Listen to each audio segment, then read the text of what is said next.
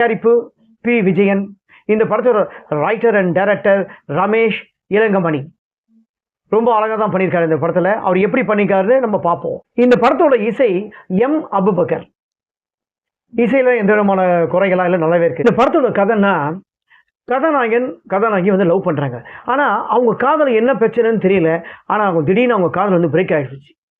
ஆனால் இந்த பிரேக் ஆனதோட சோகத்தை தாங்க முடியாமல் கதாநாயகன் என்ன பண்ணுறாருன்னா தற்கொலை பண்ணிக்க முயற்சி பண்ணுறாரு. தற்கொலை பண்ணிக்க முயற்சி பண்ண உடனே திடீர்னு அவரோட செல்லுகள் வந்து ஒரு மெசேஜ் வருது. அந்த மெசேஜ் என்னன்னு பார்க்குறாரு. கிராமத்தில் இருக்கிற ஒரு பொண்ணு, அந்த கிராமத்தில் இருக்கிற பொண்ணாக இருந்தாலும் அவங்க காலேஜ் படிச்சுன்னு இருக்காங்க. அவங்க செல்லில் இருந்து ஒரு மெசேஜ், அது என்னன்னு பார்க்குறாரு.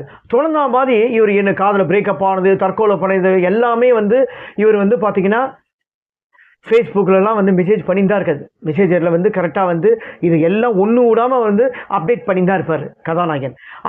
அதெல்லாம் பார்த்துட்டு தான் இந்த